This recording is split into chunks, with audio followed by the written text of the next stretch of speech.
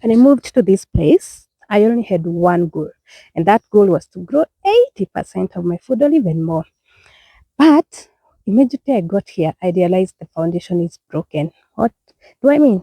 The soil, oh, let me show you, is quite dry and dead. So if I don't fix it, the dreams ends even before it begins. So, hi guys, my name is Nyambura Waitaka. Welcome to my YouTube channel. And as I start this journey of fixing the soil, please come along. Tell me if you have had to fix your soil, if you have moved to a new place with a lot of energy, with a lot of vigor to change it, to grow your food, but that dream was cut short by the foundation or the soil that was in that place. So that is my case, and I am beginning with the soil before I begin even growing the food. So dead soil cannot grow any food. What do I mean? There is no living thing that can grow here. Say, for example, in this place, well, I thank the Lord that there are a few things, weed that is growing, but literally this soil is dead. It cannot even hold any water. Let me show you. Let me give you an example. Let me show you. Uh, when you pour water like that, the soil cannot hold that water. It can't hold that water because why there it is dead and it is not living. So I do think that the soil, there is a lot of erosion that is carrying a lot of topsoil in this place. That way, there is no much living organism that remain here because this place is quite steepy. So when the rains come or when the water is coming, it carries away all the living things, all the topsoil, the top organic soil. So that was one of the things that I had not considered while moving here. Resurrect the soil, for lack of a better word. Yes.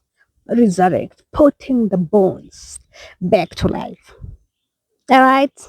We have to breathe air to this, breathe life to this soil. So, how am I intending to do that?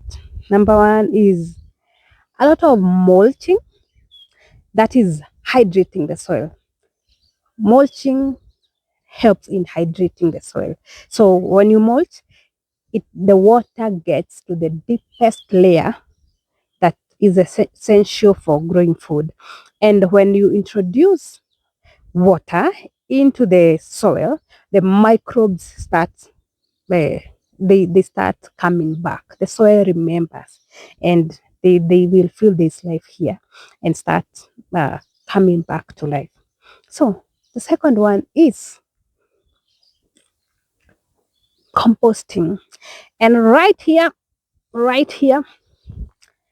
is some good compost that I have bought, but I cannot keep buying. So I will be making my own compost and layering it in each and every. I have made this place into gardens, so I will add compost into each and every garden that is here.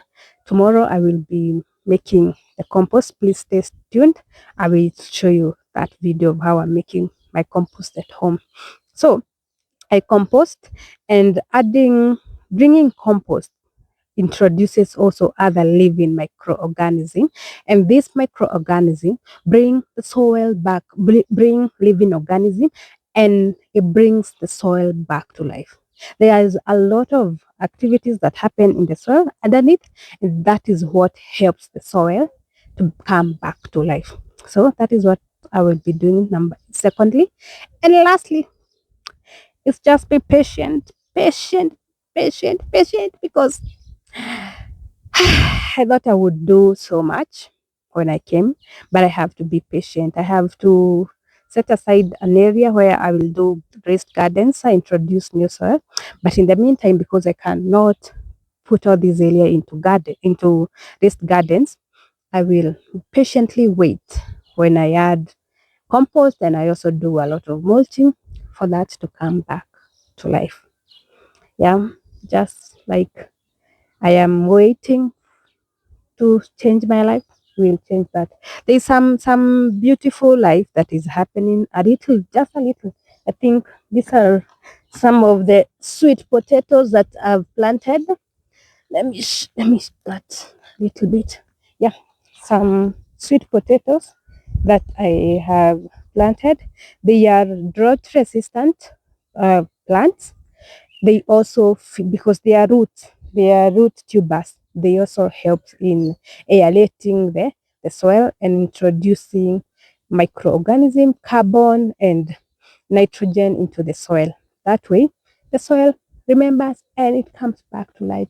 Please stay tuned. Tell me if you have worked hard into bringing your soil back to life, and if you did, what did you do? What was successful and what was not successful?